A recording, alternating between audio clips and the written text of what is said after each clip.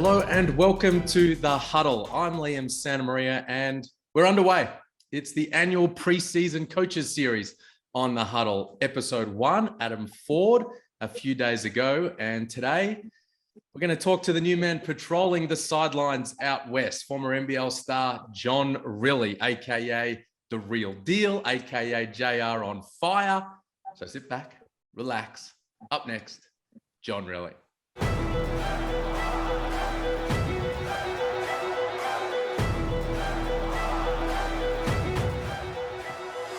JR, what's happening, man? Good to see you. Yeah, thanks for having me on. Just got done with practice number 3. Nice. How has the first week of practice been? Look, it's been good. Obviously, it's easy to be excited. New players are coming in, still in the honeymoon phase with my own situation. So, and we're 0-0, so life's good. Beautiful. Speaking of starting practice, I listened to you do a presser the other day and something made my ears prick up. And then my phone blew up a little bit that afternoon from some people that have been around the league for a long period of time saying, is JR talking defense and rebounding? Yeah, look, absolutely. It's something that I'm going to have to deal with and get over. I have confidence in our offense. And if you want to be a championship level team, you have to defend and you have to rebound. More than anything, I feel like I have to implement my philosophy defensively. It is different to how they played last year at that end of the floor. So they need to see that I'm serious about it because I am trying to navigate that aura about how people just think my teams are going to play. But the players have to buy in as well. So every day we're emphasizing those two things. Truth be told, that sounds a little bit like how I imagine you thought as a player. I have confidence in my offense. Let me get out there and get what coach wants me to get done defensively. Let me make sure I'm scooping and sweeping and grabbing some boards and sharing the ball. Absolutely. And that's what I say to the guys is even the best defender gets beat. But if we get beat, I want us to be beat the way I feel like we can hide that, with our rotations and so forth. So as long as you get beat the way that I'm comfortable with getting beat and we play with effort and then rebound, like rebounding forgives a lot of sins. Mm-hmm. So take care of that. And we're moving down the floor where we all enjoy being. You mentioned another thing you mentioned the other day was every practice is going to have a theme to it. What was today? Yeah, communication, like by nature, or talking on defense, communicating on defense. By nature, our team by nature is very quiet, not a boisterous or loud team. And they just can't. I just can't generate the energy all the time at that end of it. So getting those guys, Luke Travers, Mitch Norton, Wagstaff, the imports, getting them feeling comfortable, because at the end of the day, when you're tired, if you got a good voice, that can cover up a lot of mistakes as well.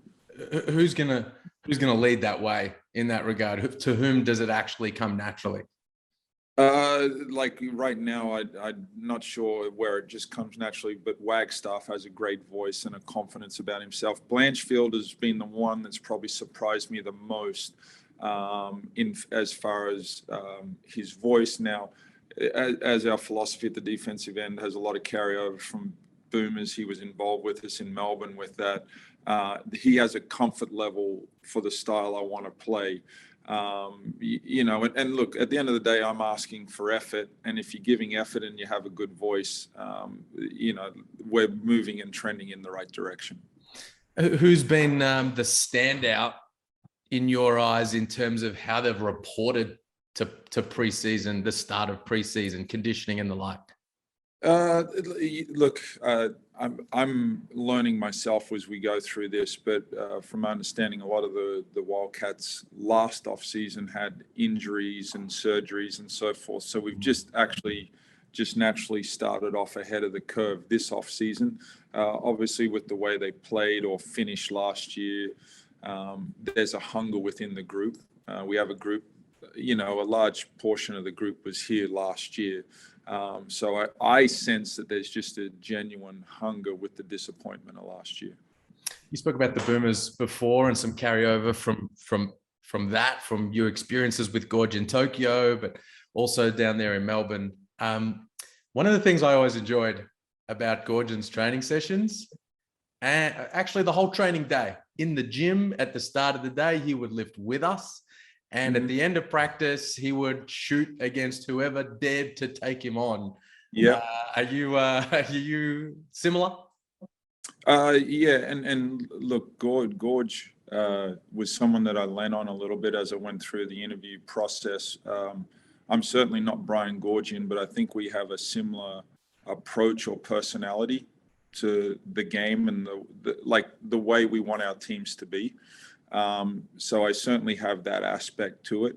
Hopefully the successes can follow to his level. But yes, I want to do that. Like I go into the weight room, I do my own calisthenics and whatever. And, and I'm certainly vocal during practice and letting guys know how it is. But that's the way I want our team to step on the floor and play. We want a confidence about what we're doing, respect the opposition, but we feel like we have a good chance of winning every game. And after practice, I'm picturing you telling Luke Travers, if you can beat me to 10 or to 20, then you start and Blanche will come off the bench. Look, I'm trying to build guys' confidence right now. We haven't divvied out the per diem, so I'm letting guys get confident, and then we'll deal with that. All right. Well, speaking of getting guys into the mix and feeling good, the imports are in town. Well, the new ones at least. Brady Manick to Sean Thomas. Brady Manick's exciting. You and I sat there and watched him at Summer League playing for Charlotte. Everyone watched him in the Final Four last year, double in the championship game. Obviously, something of a cult figure at UNC and in that NCAA environment. What are you looking forward to about coaching him this season? Yeah, like giving him the headspace where he can just beat that reputation of just being regarded as a floor spacer or a shooter. My research into him, I think offensively, he can play a little bit off the bounce. He can be a great decision maker because when you look at our roster and the guys that have great offensive ability, you need to have guys that can be playmakers around them. And when I say playmakers, guys that can make passes, like I reflect and go, well, when you're a good offensive team, you got to be a good passing team because, teams are going to scheme against us. Teams top lock Bryce Cotton. So the one thing I do know is when teams hone in on you and you do get open, you want to touch the ball because it's tough work. So I want to have guys around that understand that, can execute. So we're playing to each other's strengths. And I think both Thomas and Manick, with the other guys on the roster, I'm looking forward to our sharing the ball and our passing ability.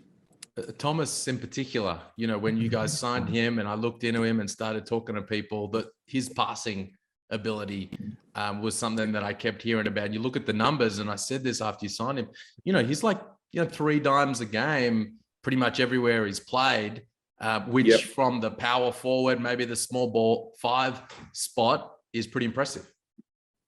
Yeah, and look, when I first become aware of him and I looked into it, and the team in Israel that he played for, Jerusalem, I actually a couple of years ago looked into their offense, so I knew how they played offensively. So they like or appreciate passing bigs. And outside the NBA, and look, there's going to be someone out there, but him out of a short roll situation, like he's elite in that space. So when you talk about having guys like Webster, Cotton, Manick, Blanchfield out on the floor with someone with that skill set, teams are going to have to figure out how they want to defend us because you talk about the passing ability, but then he has the ability to score the ball if you're sloppy or loose with it as well. You're talking about the other end of the floor earlier. Brady in particular, first year pro, teams are going to go at it. Yep, that's fine. It's something that he's dealt with his whole career, and that's where once you go to the professional level, you got to take pride in it. But being a good teammate is understanding your strengths and weaknesses of each other. So just leaving him out on an island, is that going to help us be a better team? Absolutely not. So that's where we have to give him the confidence. If I'm asking him to ball pressure because we've switched onto a point guard, if he understands his teammates have got his back, if he's forcing it the way we want to force it, he's done his job. Mm-hmm. You know, and then just give me effort after that. So just building that trust, the relationship, the rapport, our philosophy, that I think that's just going to go a long way to helping everyone. Is Bryce on his way? He's in Perth. He's in Perth. Okay. The birthday candles have been blown out. He's traveled over and he's arrived. So was he on the practice floor today? He was present at practice, yes. Okay, nice. I see behind you. You in the office? Absolutely. Okay, so we've got a little X's and O's there on the whiteboard.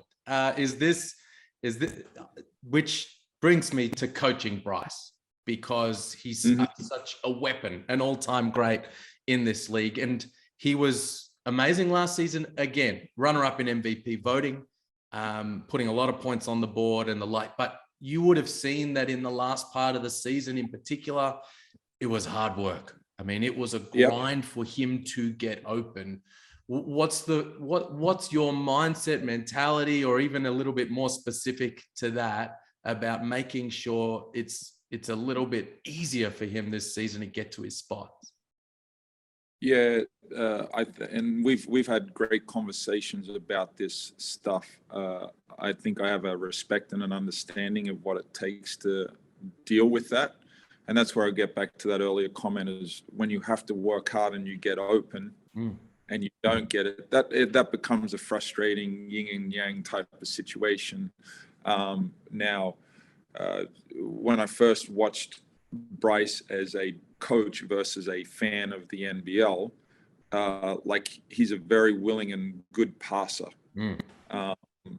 So any good player knows he has to have a great teammate and good teammates next to him. So hopefully we give him comfort in his teammates around him, so that he makes a couple plays for his teammates, and then all of a sudden teams go, well, we got to give these other guys a little bit more respect than what we are.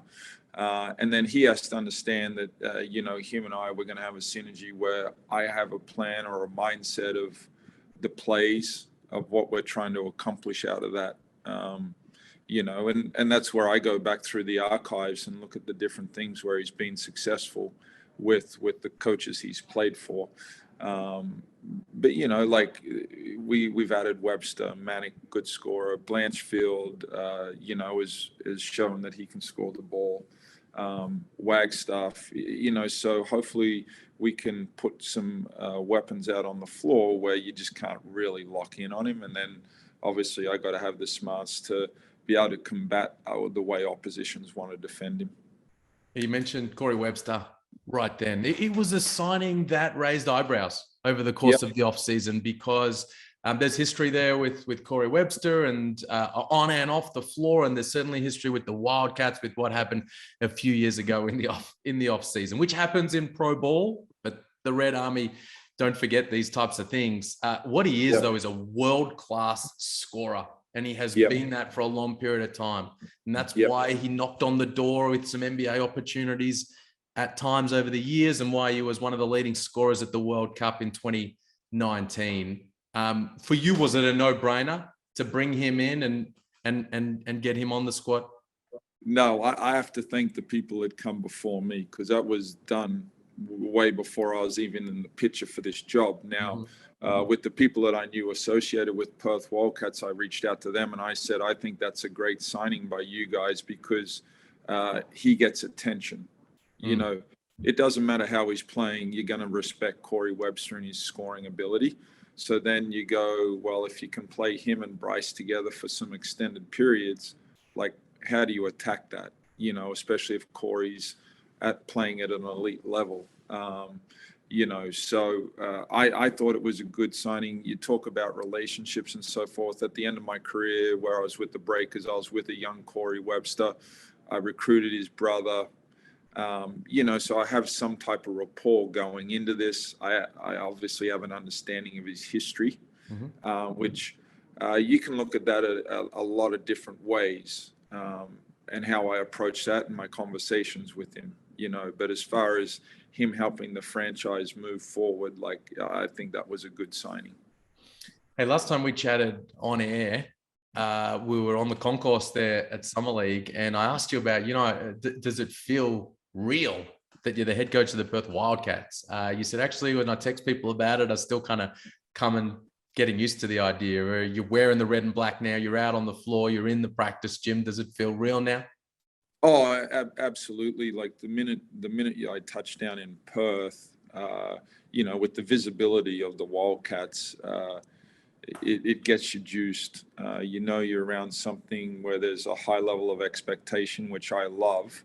But I can say I genuinely love my team now. We're in the honeymoon phase. It's preseason, but like the roster, the way we play, the skill set, that is who I like to be as a basketball player. That's what I like to coach.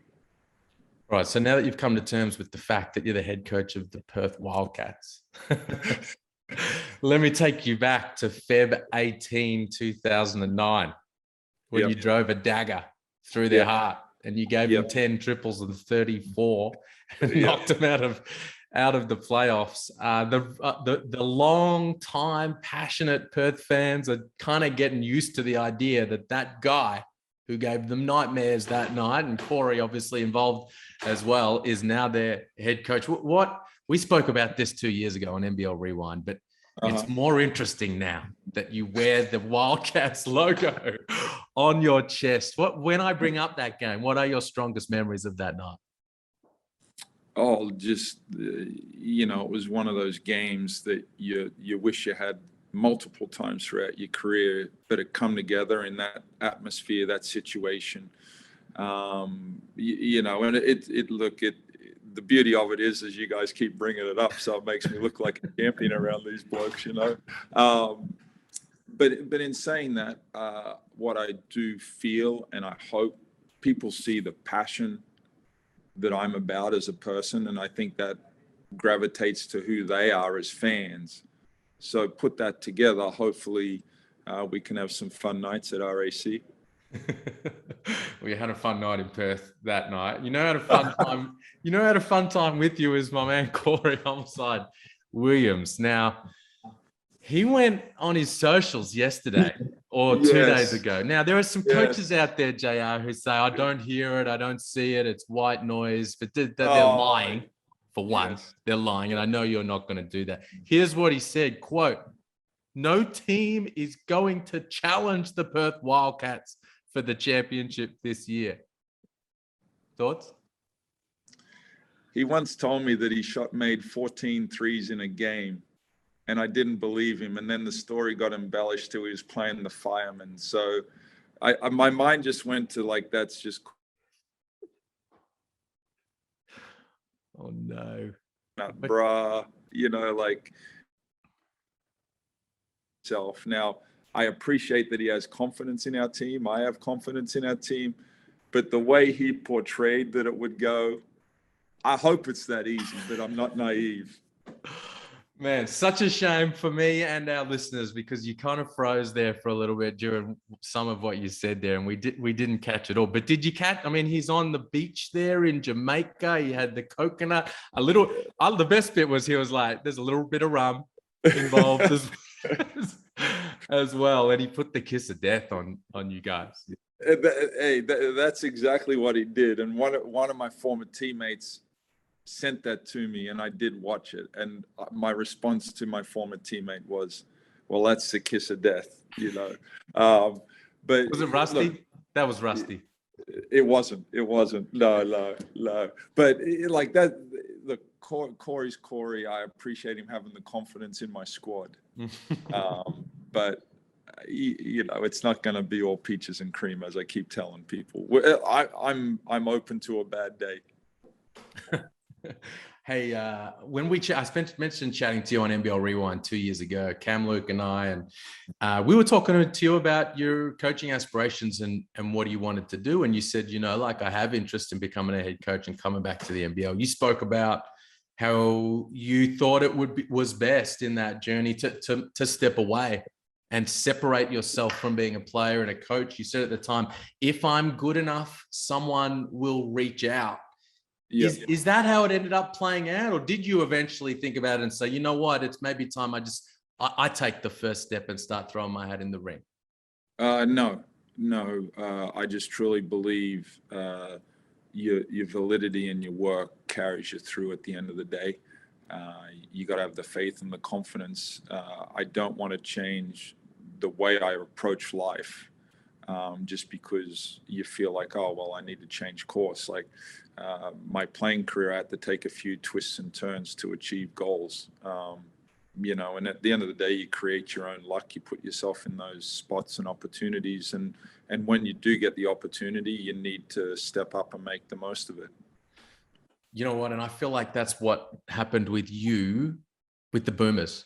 I feel like maybe the Boomers' involvement over the last couple of years was the bridge that brought you from being a college coach and everybody's eyes over here to, hey, this is a guy that we should be talking to about NBL head coaching availabilities. And that happened by being there at the drop-in camp in California, doing a really good job, obviously, impressing, and then a bit of, bad luck for DP, and then good luck for you in a way, and then here we are.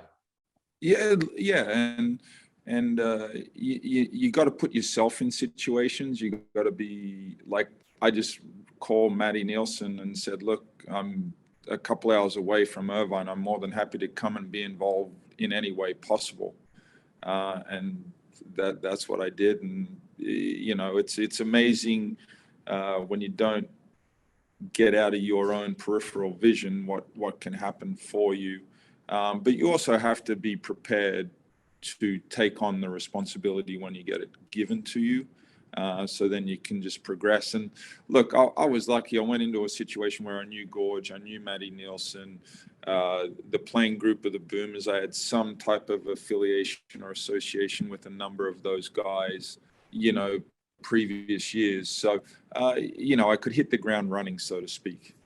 Yeah, it's worked out great. We're excited that it's worked out in the way that you're involved with the Boomers, but also now back in the league. Hey, you talked about stepping up to responsibility and developing and growing as a result. That's what's going to happen with Luke Travers this season. You talked about, I don't know, it's been a while since you've been here. There is or no all NBL third team. Just so you know, there used to be. So you could take if you've put a bonus in his contract for third team, you're good. You're safe. But what do you want to see out of LT on the day-to-day this year, but then also when the bright lights come on?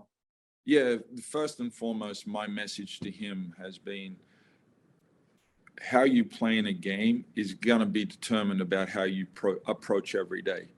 That's on the court, that's recovery, looking after yourself, coming with a mindset. I'm going to be demanding of that.